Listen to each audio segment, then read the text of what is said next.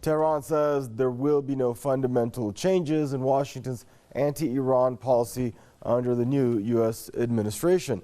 Iran's ambassador to the United Nations says U.S.'s international policies are not dependent on administrations, whether they're Republican or Democratic. Majid Takht Ravanchi also slammed Trump administration for its unconventional policies, noting that Washington's actions were unpredictable for observers both in and outside the U.S. He said the policies which will be adopted by Joe Biden's administration may look different, but will be the same at the core.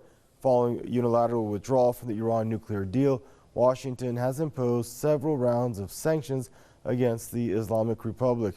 U.S. President-elect Joe Biden, however, claimed that he will return to the deal. And joining us for this news review is Mr. Michael Springman, author and former U.S. diplomat, joining us from Washington, D.C., and Ramiro Fuentes, co-editor, Anticonquista, joining us from Los Angeles, California. Gentlemen, I'd like to welcome you both to the program. Happy New Year to you both. I guess we'll start there with you, Michael, in Washington, D.C. Your thoughts on the story, please. Well, it's come out in the last couple of weeks that Biden's proposed national security advisor, Jake Sullivan, wants to renegotiate the Joint Comprehensive Plan of Action, and aiming in particular at Iran's missiles. Sullivan thinks that Iran has too many missiles with too much of a greater range than he thinks is necessary. And he's a good Democrat with a long history of working for Democrats and spending time in the State Department.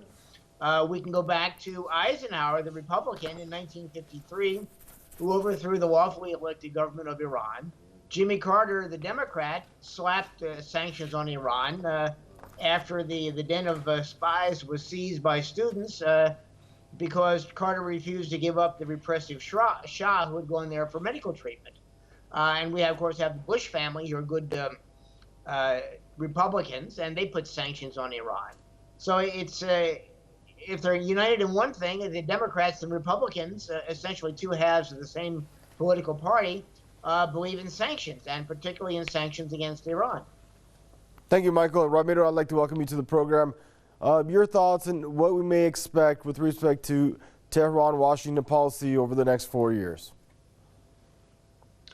Over the next 4 years under Joe Biden, Kamala Harris, and the Democrats, we're going to see a transition over to soft power and color revolution style imperialism being enacted against Iran. Already we're seeing in the headlines calls by the liberal establishment media in the United States to censor Iran. I know that there was some censorship earlier today against the leader of the Iranian nation and the people for quote unquote spreading conspiracy theories. We see the propaganda ramping up against Iran in terms of its energy development, framing Iran as trying to destroy the world and create violence when Iran wants to only defend itself and create renewable energy. And so I think that the element of the ruling class that Trump represents, the Israel Likud faction that is hardline against Iran, they're going to sit on the sidelines, and I think the Silicon Valley liberal NGO establishment will try their next color revolution style regime change operation against Iran in the form of attacking its institutions, its people, destabilizing the country as much as we can. And it's exactly right, like the Iranian comrade mentioned, this is no change at all. Both parties are two heads of the same imperialist snake. Okay, so Michael, what should we expect to differ then? If most, let's say 80 or 90% of the policy is going to remain the same, what is going to be that slight deviation that we may expect? Well, it's going to be unlike Trump, who was boorish and arrogant in public.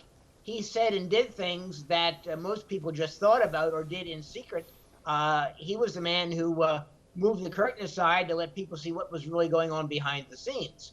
What Biden and his Democrats are going to do, who are also very much beholden to Israel and accept an awful lot of money from Israel and promise repeatedly that they support Israel no matter what, they're going to put the curtain back, and they're going to talk in very soft terms. They're going to say how much we really want to get along with Iran.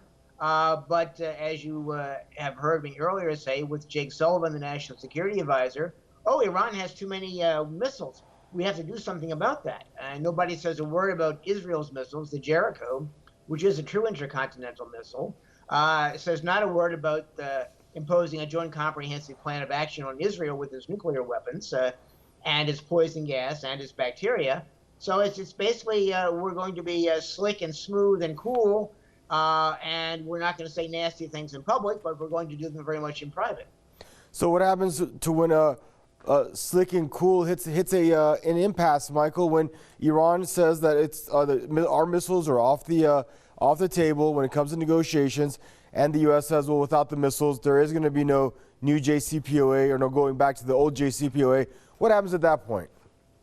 Well, then the Americans will huff and puff and claim that the Iranians are a terrorist state, a rogue nation, and so forth. And as like the gentleman from Reconquista out in Los Angeles has said, they're going to get into color revolutions and assassinate people, organize groups in the streets, work on the Arab minority in western Iran where the oil resources are. And they're going to again go back to the public and say, hey, we've got to do something about these people. They're dangerous. We have to cut them off. We have to support Israel. We have to support Saudi Arabia. We need to build more bases around Iran and so forth. And Ramiro, before we wrap this up, so considering that pretty much nothing's going to really change, what do you see the best case scenario being between Washington and Tehran for the next 4 years? And what do you see the worst case scenario being between the Biden administration and Tehran? Well, I've got to say they're both the same. Oh, sorry. I'm sorry. That was for Ramiro, Michael. I'll come back to you, though. Go ahead, Ramiro.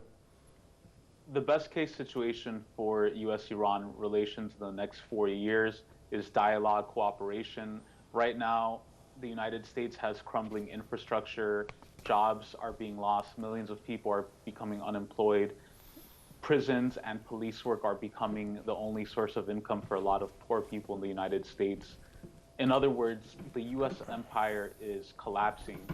Meanwhile, Iran is building, is constructing, they're trading with China, Russia, they're building supermarket chains with Venezuela, they're cooperating around the world. And I think that the best case scenario would be for U.S.-Iran collaboration to help save the United States economy, to help bring people out of poverty. The worst case scenario is that the United States continues in its old ways, continues to be the police and tyrant of the world, attempts to destabilize and overthrow Iran with a propaganda campaign, an imperialist regime change campaign. And hopefully it doesn't get to a point where the United States is locked into conflict with Iran, because I think that the United States is sorely confused when it tries to equate Iran with other countries in the region. Unfortunately, other countries like Afghanistan, Libya, Yemen, that have also been victims of U.S. imperialism, have not had the infrastructure to defend themselves. But Iran, we're talking about a civilization of over 4,000 years, and the people of Iran are ready to defend their nation and their people. We just saw the mournings in commemoration of General Soleimani, people out in the streets defending his legacy, defending their revolution. And the United States is sorely confused if it thinks it can overtake Iran in any sort of head-to-head conflict. Thank you, Ramiro. And Michael, we have about 40 seconds left. Your final thoughts, please. Well, my final thoughts are that it's time for the American government to wake up, to see Iran as a good, solid state that could bring order to the region. And the best way to do it, of course, is for the Americans to withdraw their armed forces from the ring of fire around Iran and the occupation of other countries in the Middle East. Gentlemen, thank you both, and stay safe till we see both of you again. Thanks for joining us on the program here. That was Mr. J. Michael Springman joining us from Washington, D.C., and Ramiro Fuentes joining us from Los Angeles, California. Viewers, that's a wrap for this segment of your Press TV's News Review. Thank you for tuning in, and goodbye for now.